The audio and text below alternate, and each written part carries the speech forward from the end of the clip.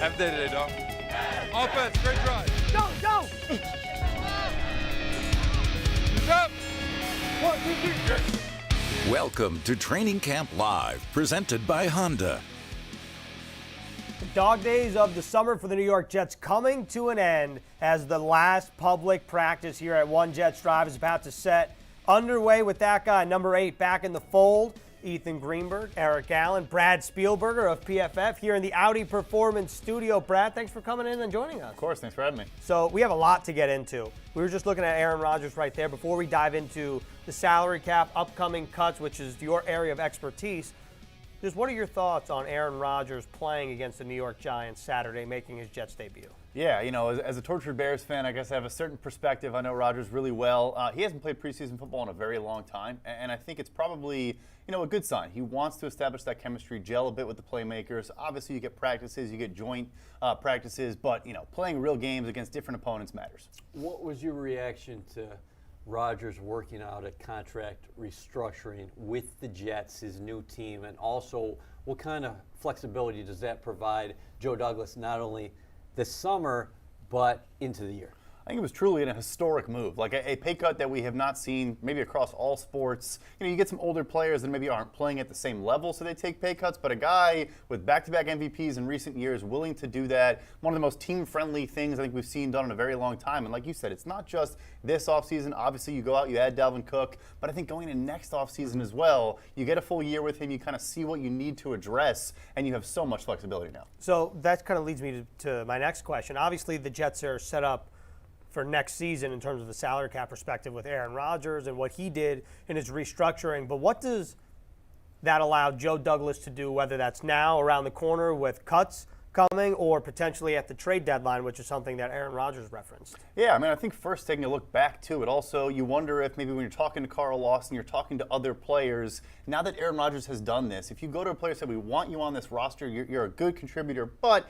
we want to reduce the money a little bit, it's probably hard to say no when Aaron Rodgers is doing that. So, yeah, it really does just add so much flexibility, and I do think at the trade deadline, Rodgers said it himself. We're in a new NFL era. Last year there were twice as many trade deadline deals as any year in the past decade. So those guys are going to be available, and I think they will pull the trigger if they feel it's a smart move. You're talking to people throughout the league daily. What's the reaction been to Rodgers not only finding his new home here in New York, but the way he's reacted and the way the team has gravitated towards him?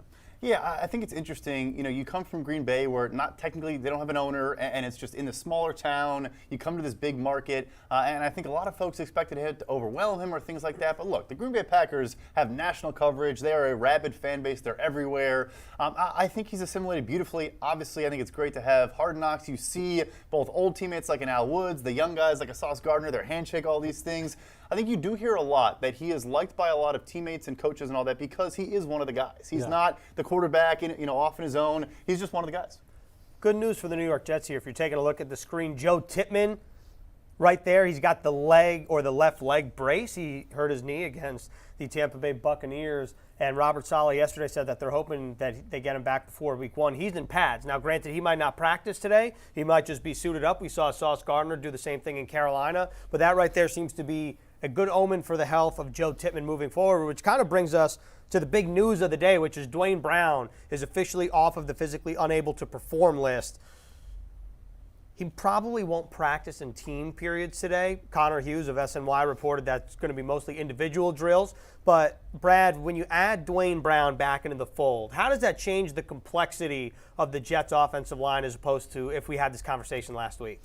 I think it's huge to have an anchor, right? I mean, to have a guy that is the veteran staple, but also just a calming presence, with Elijah Vera-Tucker coming back from injury, Laken Tomlinson, I think, looking to maybe have a bounce-back season. Huge to get Connor McGovern for a very cheap deal as well. But Dwayne Brown is that elder statesman that I think just solidifies, builds confidence for everybody else, and obviously tackle has been this massive question mark. If you can have one of those spots just you're certain about, it makes everything else a little bit less, concerning. What do you make of Mekhi Becton's rise here throughout the summer? Transformed the body in the offseason. We talked about that. He only had a handful of snaps against the Cleveland Browns in Canton, but gradually that workload has increased. And yesterday, Robert Saleh told media members that he is in fact going to be the Jets' starting right tackle against the Giants, and what an opportunity this is for big number 77. I think sometimes fans can overestimate, or I guess underestimate, how difficult it is to make that transition. You know, you've seen guys say like it's like wiping your butt with your other hand, or things like that. And I thought he looked great last week. Really, he allowed 0 pressures for us and an 85 grade, I want to say, on the day in 28 snaps, which is half a football game. I thought he looked really, really good. And I'm excited to see what this 5 with Dwayne Brown and Mekhi Becton looks like, because you mentioned an anchor. I think that if Dwayne Brown and Mekhi Becton both fully healthy, you're looking at a totally different offensive line just in terms of potential as opposed to without those two guys.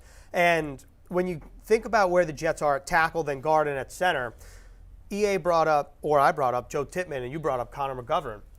Where do you see, or how have you analyzed the center position and kind of the competition that's been surrounding it for the Jets so far? Yeah, so I think the beauty of it is you mentioned the starters, but now you're comfortable with depth at all those spots as well. And obviously, you probably didn't realize how much depth you needed more than any team last year with the Jets, all they dealt with throughout the season, even young guys like Max Mitchell, et cetera. So even if Tippmann is just a super, reserve for the entire interior, because I do think he can play both guard spots and center, I would imagine Rodgers probably likes working with a veteran in a Connor McGovern out of the gate, but maybe he takes over that job or fills in at guard where necessary. I think he has the ability. He's a big guy. He's not just a center, athletic in space. I think it's a good, super reserve. There's a workout warrior right there, Dwayne Brown, and I think that was One Jets Drive capturing footage of him as he returns to the practice field. That is a great sight. Number 76, which is what he wore in Houston, Seattle. And now last year he was 71. New numbers, two shoulders. I mean, we're good.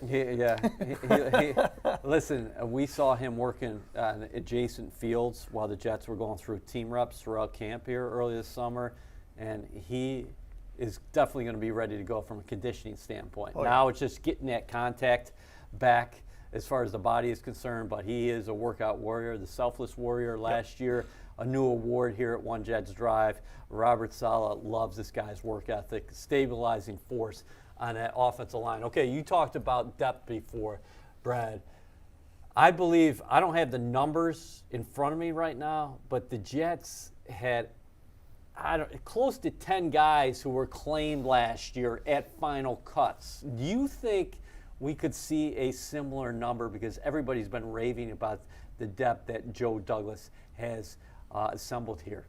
Yeah, I think it's entirely possible. I think it's almost laughable at certain spots. You have a guy like Bryce Huff, who, if you lower the snap threshold, led PFF in pass rush win rate last year. I'm not saying he's going to get, released, but he's maybe battling for the 5th, 4th edge rusher spot on this team. Like, he could be a number 2 guy at a bunch of teams across the NFL. So I think it's entirely possible. I think it's going to be interesting to see just how Joe Douglas and his staff go about roster cuts, because we've sat at this desk before, Brad, and we've talked about, between EA, myself, Quincy Enunwa, just how difficult some of these decisions are going to be.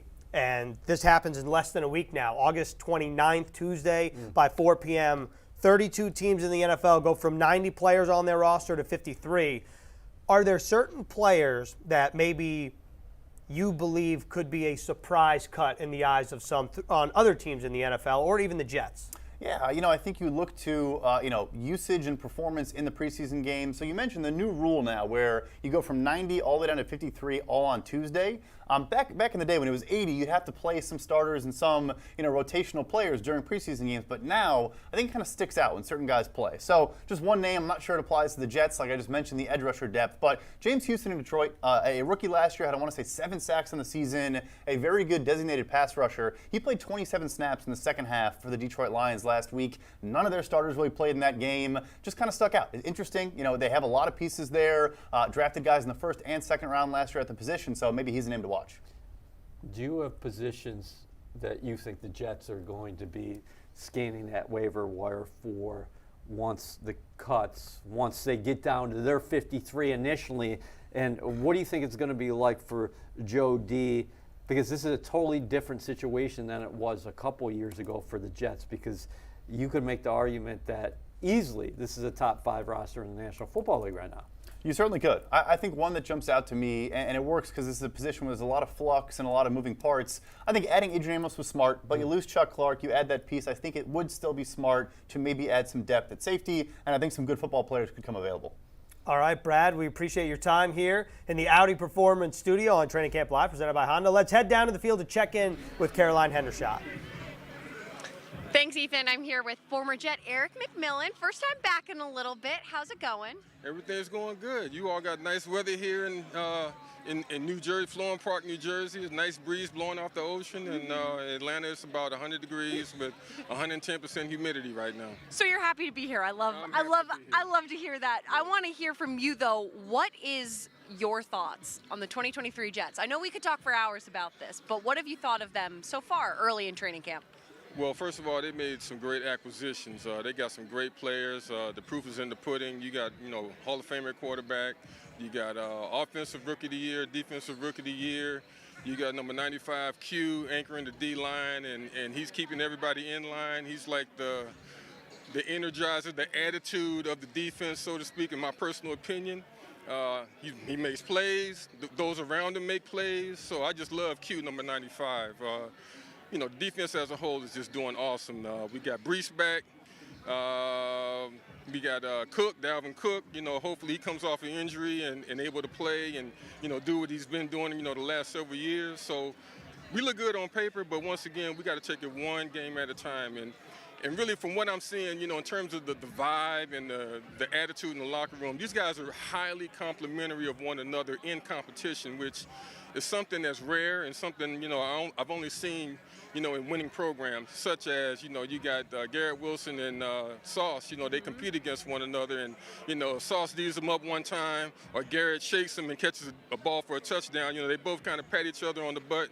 They kind of whisper to each other, hey, man, you got me on that one. Or next time, you need to do this or do that. They're trying to make each other better, but they're competing 110% in practice. So, when you practice hard, you play hard because you don't have any other way to you can't cheat the system. Right.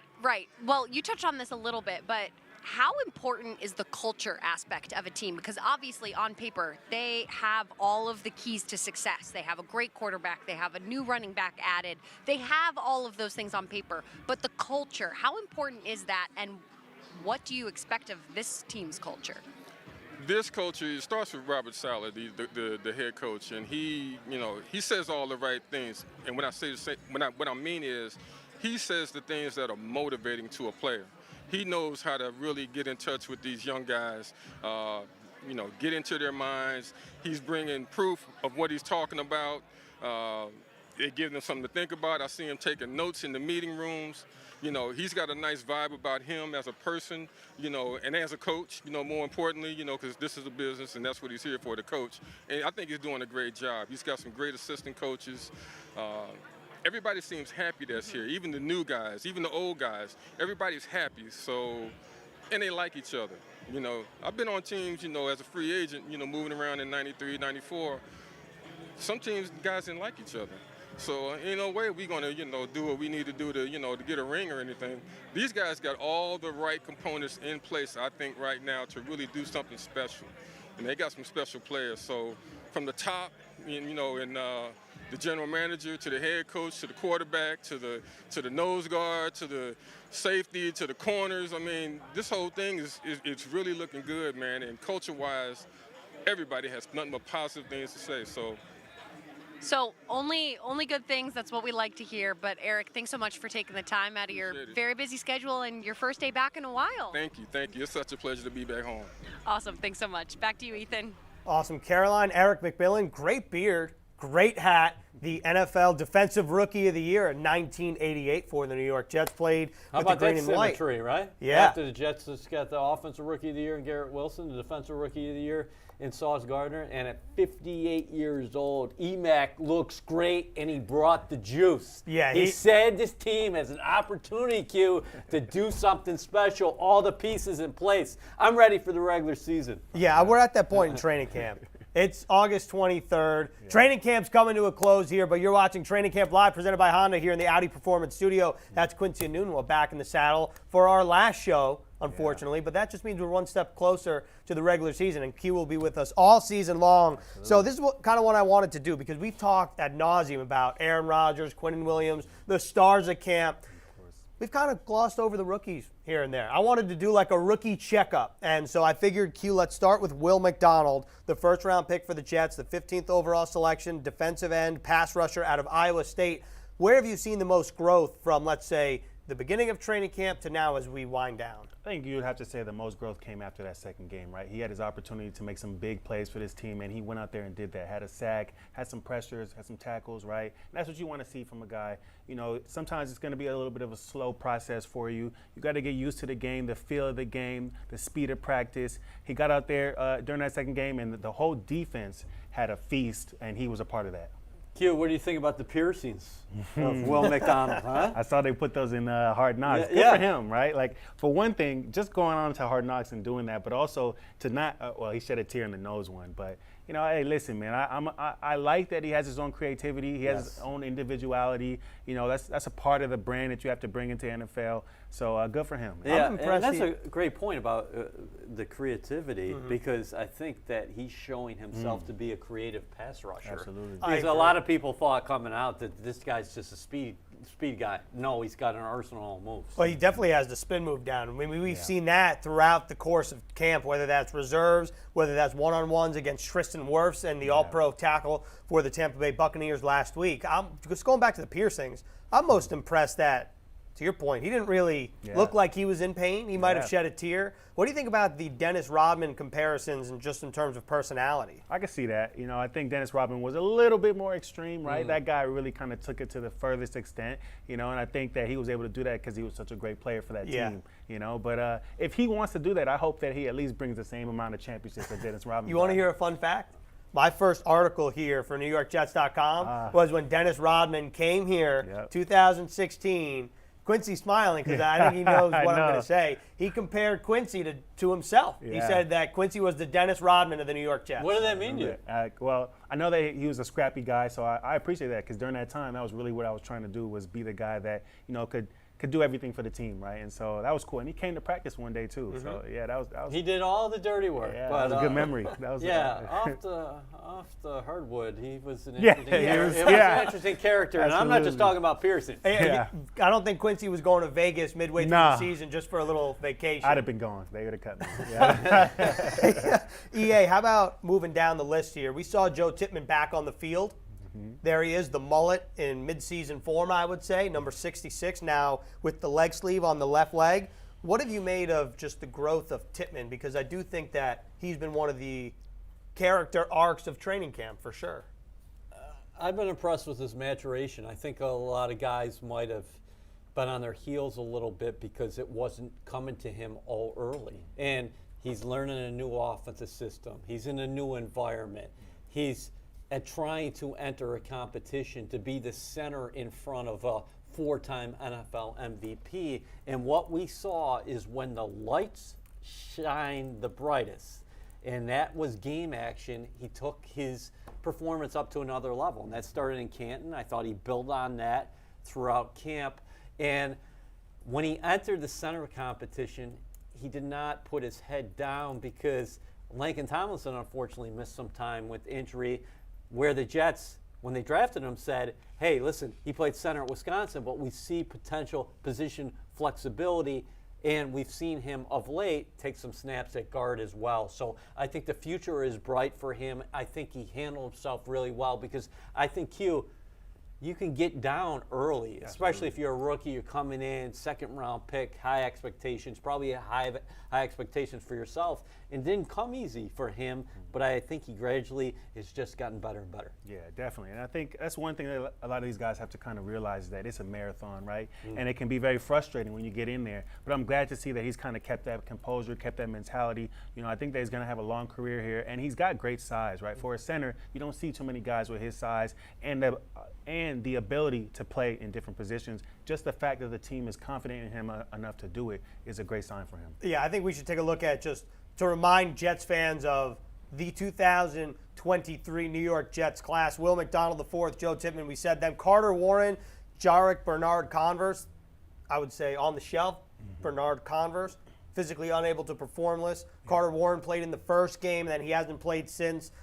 Israel Abanikanda, thigh contusion, but he's someone, EA, who's flashed over the first couple games. And in the preseason after, Robert Saleh said what he needs to figure out is just have a little bit more urgency between the tackles. Explosive, and when he was drafted, a lot of people talked about him being a good system fit, and I think he is another guy who really took advantage of his playing time in preseason games, and that he opened it up this summer with that touchdown run, and we saw him how quickly he got to the corner. And a good point about the urgency, because I think there was a point in camp where he started putting his head down a little bit more, and he really he showed the ability to finish, Keel. Yeah, definitely. And I think, a lot of the talk coming out when he was coming out was that he was a home run hitter, right? He had so many long touchdowns at Pitt. So it was cool to see him, that first touchdown he had, break the corner and really kind of outrun everybody out there. So, I'm excited to see the opportunity that he's going to have this year, because I think this guy can be a great player, especially working underneath Brees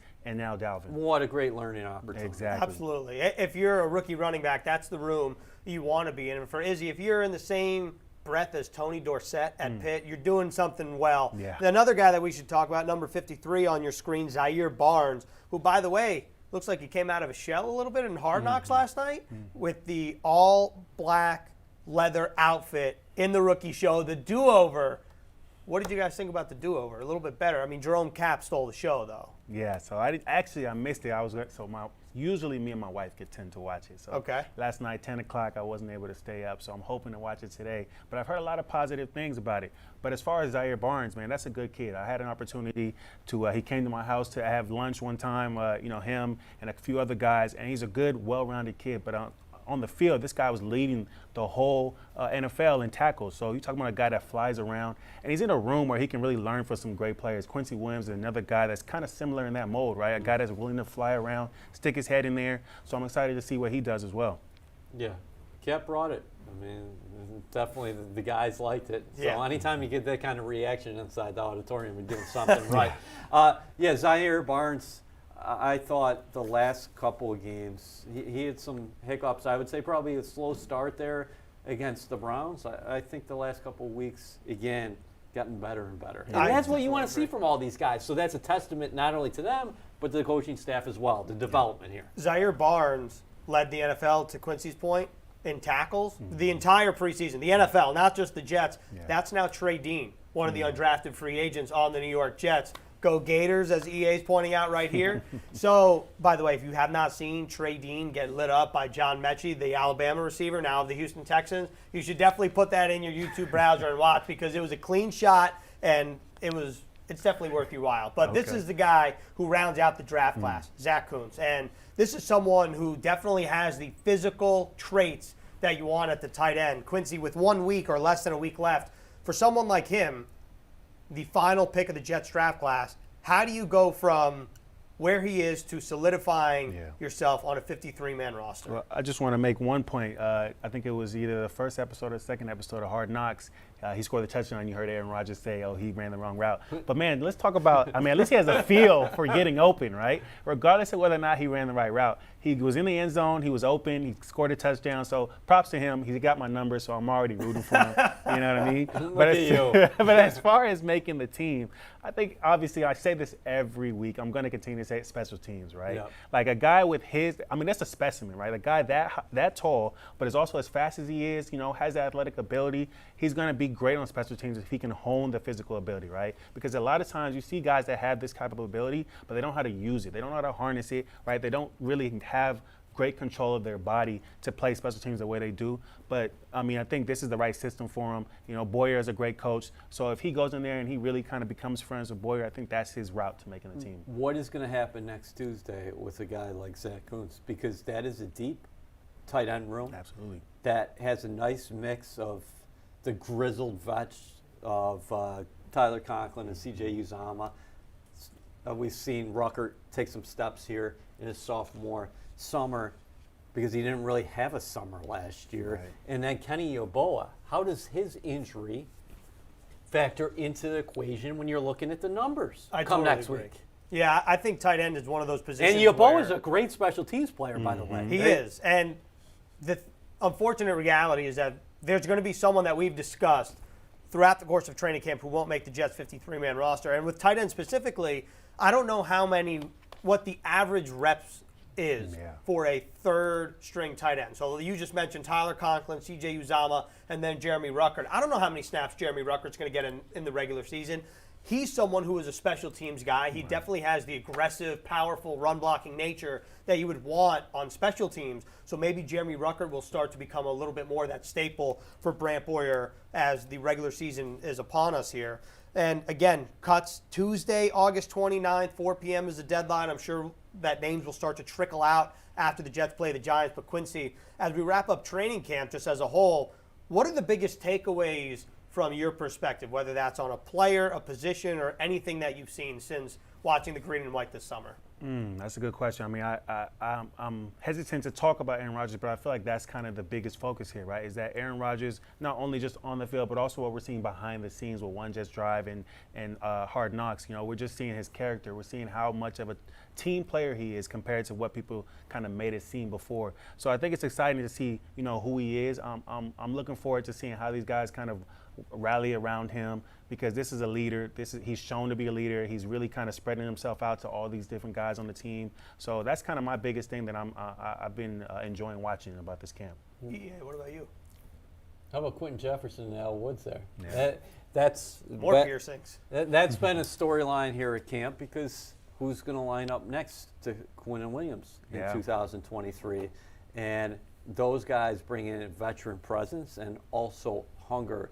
And you're talking about Al Woods, who's 36 years old, so he knows what Aaron Rodgers is going through in terms of being in the league for so long. But those guys have really welcomed and embraced the change. And I think Eric McMillan brought that up when he was talking to Caroline, a great interview before, is that the culture here, you can see it. And that's been the benefit of not only One Jets Drive, but Hard Knocks throughout the summer, is that the Jets have something really good going on. The players feel it, and it is a special feeling. But now the work is just about to start, too, because we're 2 weeks away from the regular season beginning in 17 one-game seasons. Absolutely, definitely. You know, and this is the most exciting part. I think for a lot of guys, you know, they're going to have their dreams kind of crushed, you know, when cuts come around. But ultimately, you know, you have to understand this is a part of the business. So a lot of these guys may end up being on practice squad. I love what the NFL is doing right now with the expansion of practice squad, right? Guys get to kind of continue their dream, right? And you're going to see a lot of these guys kind of on the bottom half of the roster get those opportunities and kind of help this team make it towards that championship run that they want to do. But the problem for the Jets, Greens, is that some of these guys that they'll want to bring back to the practice squad are going to be picked up by somebody else, and they're going to be on active rosters come week one. Well, and that's just a testament to the job that Joe Douglas has done since becoming general manager of the New York Jets, because you can see the roster transformation. Obviously, it's highlighted by guys like Aaron Rodgers, but once you get into the weeds of the 90-man roster, which is going to be 53 soon, to EA's point, if you have players who are claimed by other teams, it's a testament to the job that you've done here with the New York Jets. Quincy, we thank you. We cannot thank you enough, by the way, for coming on repeatedly here, Training Camp Live, presented by Honda and the Audi Performance Studio. And the Jets, they go back to MetLife this weekend, but as the road team. But either way, you got to make sure to watch. 6 p.m. on WNBC, the Jets at the New York Giants, which is kind of funny to say, but EA, we've obviously talked about Aaron Rodgers a ton, but that guy right there, 17, Garrett Wilson, another guy who seems like he's going to play, because on Hard Knocks last night, Robert Saleh said to Quentin Williams on the sideline of the Bucs game, hey, next week, everyone's playing. Those guys seemed giddy, didn't they? Sauce seemed giddy. Yeah, Quentin Williams and Sauce Gardner, we're playing. Yeah, we're going to have the opportunity to get out there, because these guys, you know, it's been a long summer, and they've been putting the work in during camp, but you know, even though it's preseason, they want to go out there and get some game action. We're finally going to see it. And oh, by the way, what's the crowd split going to be at MetLife Stadium? Because Aaron Rodgers is getting his first snaps as a New York Jets quarterback. Yeah, I think that the crowd will be full. You said 75,000 yesterday. I trust you more than I trust me with that kind of information. Yep.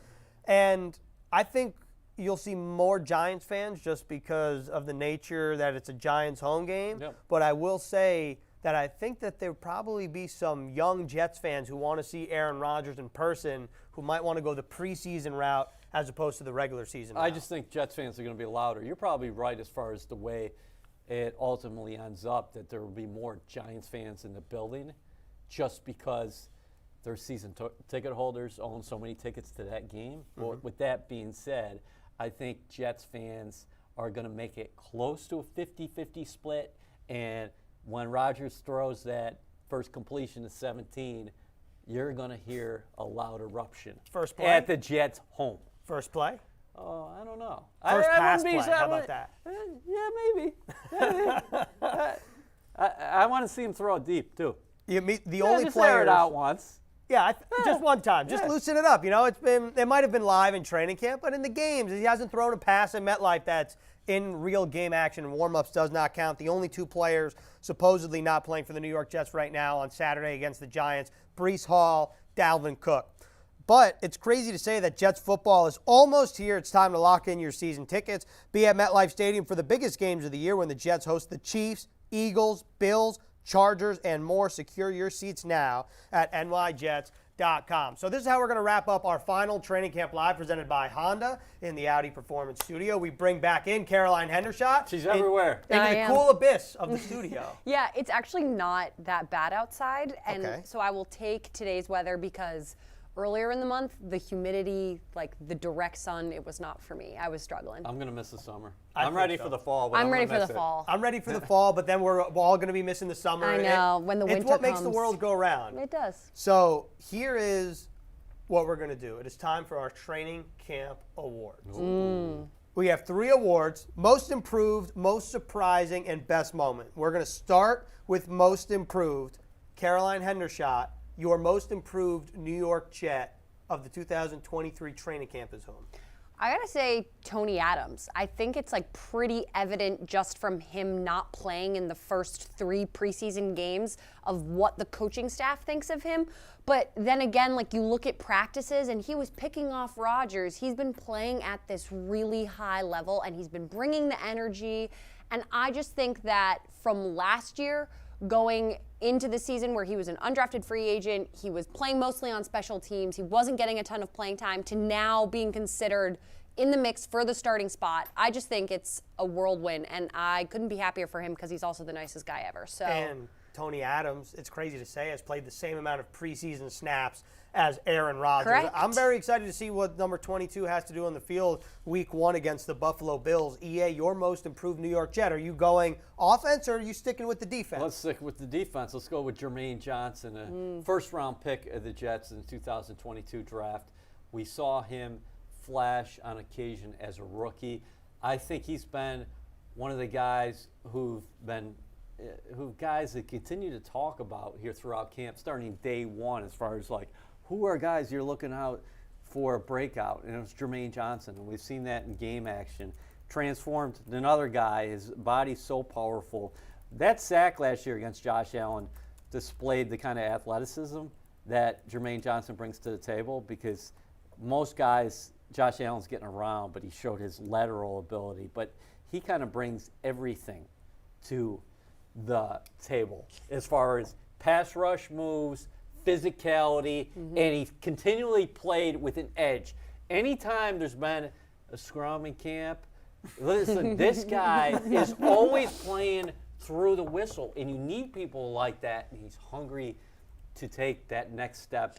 In year 2, it's going to happen. Yeah, I mean, if you heard him on 1JD this past week, he was talking about that next step. He said last year he looked at what his product was, and it wasn't the Jermaine that he knows. So he's saying, like, wait and see for this year. And, man, I'm excited. Yeah, he's a technician, too. He really appreciates the craft. And a very good run defender, specifically coming out of Florida State. The 26th overall selection in 2021, real quick. 2.5 sacks last year, EA. His sack total over under 6.5. I'll go over. Okay. Nice. I like it. Me too. Okay. But I wasn't ready for that. All right, so my most improved player is the big ticket here. And Mekhi Becton Sr., we've seen it throughout training camp. It's been a storyline from the beginning. How will he perform coming back basically after 2 years not playing football in the regular season? 2 knee injuries, body transformation. He plays left tackle against the Cleveland Browns, only takes 7 snaps. Robert Saleh says he needs to be a little more confident in his knee. We'll see what happens next week. Then against Carolina, step forward to where we get to next, or this past week with the Tampa Bay Buccaneers. He's playing right tackle, which he had not done except for at Louisville. So he hasn't done it on the professional level. To go ahead and dominate the way that he did, now earning a chance to be the starting right tackle for the New York Jets, I think that it is a tangible improvement, and I'm very excited to see what Highway 77, as Brian Baldinger would say if he were here, and what the big ticket has to show. Good for him, new father. And the other thing that I liked what I heard out of Becton yesterday was he said the job is not done. So he thinks he's just getting started. Yeah, I'm excited to see what he brings throughout this week against the Giants, and then hopefully in the regular season, because he's a game changer at the tackle position. He just has rare traits. So now we're going to move on to our second award, the most surprising performance in training camp. We're going to go snake order, so we're not going to start with you, Caroline. That's fine by We're me. going to start with EA. The most surprising New York Jet to you in training camp was who? Trey Dean, safety out of Florida. Classic. If you would have told me before the preseason that this guy would be on top of the National Football League in tackles, most people would have said, including me, were like, I don't know about that. But he is continually flashed. He's been productive on the field. He is pushing for a roster spot. You have to be impressed by the way he has taken advantage of his opportunity with his snaps. And I'm not just saying that because I'm a Florida Gator. He also has great size for the position. Yep. When you think about just kind of the mold of what Robert Saleh and Jeff Ulbrich like in their safeties, even someone like Jamien Sherwood and Hamza Nasruddin, when he was here, they had very similar body types. One-handed interception right there. Did you miss it? I did miss it, Okay. but I'm glad you pointed out because Trey Dean has physical skill sets. We'll see if he makes the roster. Hey, but good job by the Jet safeties Yes. here throughout camp. Like Caroline talked about Tony Adams. Jordan Whitehead has had a nice camp. And how about Ashton Yeah, Davis? we talked about Ashton Davis how about yesterday, Ashton too. Davis That last- competition in that room is really something this year. What about your most surprising New York Jet? I'm going to go with Xavier Gibson. Okay. Wide receiver / returner. I mean, we've seen him really be highlighted mostly in the return game, but he, I think, is someone who has been proving it week in and week out of what he's made of and what he can bring to the Jets. I obviously know the wide receiver room is very crowded on the Jets team, but he is using that to his advantage and going out on special teams and making a great case for himself. We've seen it in almost every single game so far, especially last week against the Bucs. He had that nice 35, 31-yard return. It was really nice, and you saw him cutting. I don't know. I just think that when you are able to assess your situation of, hey, I'm in a crowded room, I'm going to go out and I'm still going to dig deep and find a way to really show this team what else I can bring. That's when the undrafted free agents really shine. So. And Xavier Gibson definitely has speed to burn. Oh, and yeah. We've often talked about you got to make a name for yourself on special teams. He's definitely done that so far. We'll see how it all shakes out. My most surprising New York Jet is this guy right here, Nick Bawden. This is someone who did not play for the Jets last year, recovering from injury. Didn't really know what to expect. He had that one 19-yard reception in 2021 Against the Dolphins, right? Against the Dolphins, yeah. So this is a guy who has a unique background. College quarterback, transition to fullback, clearly likes contact now that he's the lead blocker for the running backs on the New York Jets. And Nathaniel Hackett, the teams that he's coached and been the offensive coordinator on, have typically had a fullback. So if the Jets elect to keep Nick Bawden, who, by the way, the reason why he's surprising to me is because not only has he stuck his face in the fan, he's been a reliable receiving option for Aaron Rodgers, Zach Wilson, Tim Boyle, and Chris Streveler when he was here. He was often the check down guy. Yeah. And so I've been impressed with Nick Bawden. We'll see what happens again with cuts looming. But we're going to wrap up with the best moment of 2023 New York Jets training camp here on Training Camp Live, presented by Honda. Caroline, why don't you do us the honors? You bat leadoff for us. I will happily bat leadoff. Mine is who we've already talked about, Mekhi Becton. This pancake right here, it's like a double pancake. It's electric. It's the first shove, and he gets him on the ground. He's about to pop back up, and he's like, no, you're not. Shoves him right back down. I'm obsessed with this play. I think I've watched this play specifically at least 5 times in a row just this morning, and I can't get enough of it. it screams he's ready for the season. Hamaka Rashid, that's who he's doing it against, former New York Jet. So, again, the big ticket, he seems like he's ready. Yeah. And we'll see what happens. EA, your Double best moment. pancakes, but you know what? I could go for double pancakes. You know who's not eating double pancakes? Mekhi Becton. Correct. Yes. Yeah. It's true. Yeah. He's just dishing them. He's cooking them. He's Yep. serving them. Yep. That's right. He's That's the a chef good in the host. kitchen. Yeah. He's the chef in the He's kitchen. in the kitchen. He's getting it done. What about your best moment? I go to the Jeff Albrecht's meeting with his defensive unit when he was talking about Aaron Rodgers and making a throw. You want to take a listen to it? Yeah, I'd like to right now. Guys, this is across the field on the back shoulder. Look at this. I don't know if there's any other human on earth that can make that throw. He's our quarterback. He's ours. He's ours. He's ours. That It's sums powerful. it up right there, man. You get chills? Yeah. That sums it up right there.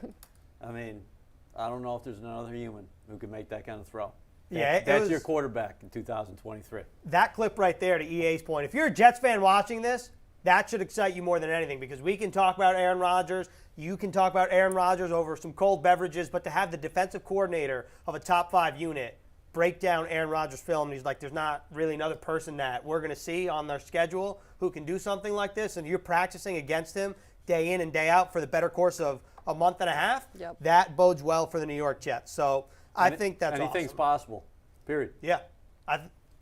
That's a good way to end the show, but we got Let's hear we got yours. something else here. Yeah. I'm not even going to tee it up. I just want to see the clip. All right, now y'all hear this. How good I want to go to a the entertainment is on Broadway show. I want to eat a charcuterie board.